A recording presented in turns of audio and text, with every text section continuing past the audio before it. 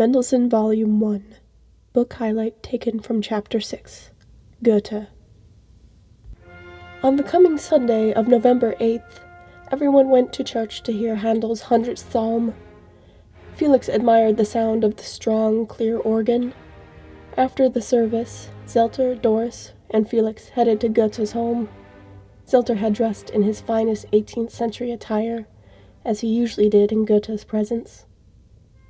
Upon arriving at the strong, yellow-colored house, Felix almost couldn't contain himself. He had seen a glance of the home before his family headed to Paris, but only Abraham was invited that time. Felix's anticipation only grew, and nervousness crept upon him as they entered through the large open door, aside from the front. It led into a small, stoned courtyard that the house encircled. Vines crept up the pale walls, and a fountain calmly flowed. A servant greeted them and let them inside. The first hall contained a few rooms, but around a corner sat beautiful bronze statues of the Roman style. 2 men and a dog. They faced a unique open staircase. The steps were small and wide. Upon going up, it felt as if one were floating in ascension. Zelter noted, Goethe has redesigned this house many times. He had these stairs built in place of some rooms. I find it a good addition to the home. Once up the stairs, there were more rooms full of statues and art. Every piece had something special or a story behind it. The whole home had a whimsical aesthetic of history and artistic mind. The tenants of the house were assembled in a sitting room beyond the dining and music room. The group included August Goethe, the son of Johann, his wife Ottilie, and their children Wolfgang and Walther. Goethe himself was not yet present. Ottilie explained, Herr Goethe is on his way back from Vienna. He should be home soon. Other guests arrived, waiting for the old poet, including 2 ladies and Herr Rellstab. Felix smiled at him as he knew him, but Rellstab didn't notice. Everyone rather forlorn the boy, particularly Zelter. He greeted others without even slightly introducing his pupil. Felix began to feel uncomfortable. The company began to tease with little jests, easing Felix's shyness. He came up to Ottilie, who Doris was sitting beside. Doris took Felix's hand and introduced him. This is young Herr Mendelssohn, Felix. He is older than Wolfgang and Walther, but I bet they would make good friends, Ottilie smiled. Felix became a flirt. You're a very pretty lady. Your hair is curled nicely. Such a sweet child, Ottilie blushed. You have such natural curls. Mine are styled. Felix then sat by the fireplace, learning about the 2 ladies nearby. The older woman was Johanna Schopenhauer, a famous author and artist. Next to her was Adela, her daughter. Felix found her to be beautiful.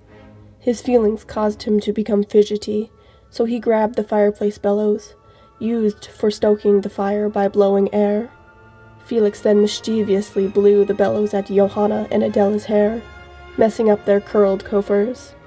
My hair, Adela snapped. I had it perfect. You're a bad little boy. Johanna stormed at Felix and snatched the bellows from his hands. Zelter glared at his pupil, causing Felix to fall silent.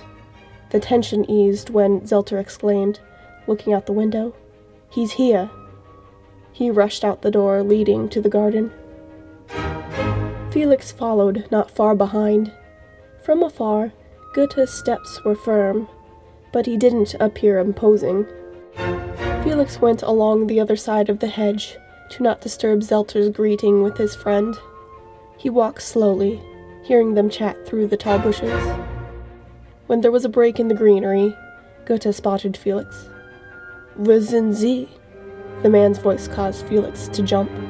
It was a tremendous voice, as if he had the potential to shout like 1,000 warriors, especially with the formality of Sie. Felix met Goethe, much in the same way Abraham described finding him. Goethe was aged, but not terribly. He was 73, but to Felix appeared 50 at most. His hair was not yet white, and he was no taller than Abraham. This is the pupil I told you about, Zelter introduced. Goethe nodded. Felix joined the walk through the gardens. As Goethe continued to speak, his strong voice spoke mildly, with kindly words. Felix noticed upon studying the famous author's complexion that his portraits looked nothing like real life. Back at the house, Goethe entered a hall where his fossil and rock collections were kept. He admired them, having been gone a while.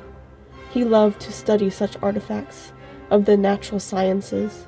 He also had a deep interest in color theory. Felix heard Goethe mumble to himself, I'm very pleased."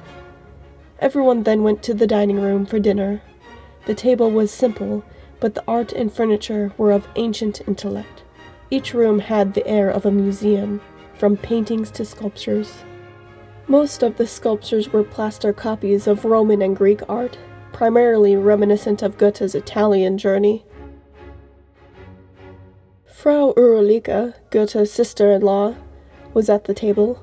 As Felix walked in, she smiled. "Who is this sweet child? I shall request a greeting kiss." Felix went to her for the greeting. Goethe gave more warm official greetings, as well as kisses, and used less formal speech with "du." Felix couldn't believe he was truly welcomed by the author of Faust and Werther. Food consisted of rollläden and potatoes. The not-so-large table was filled to the brim with guests. Felix ensured politeness, only speaking when spoken to and not making a mess of his food.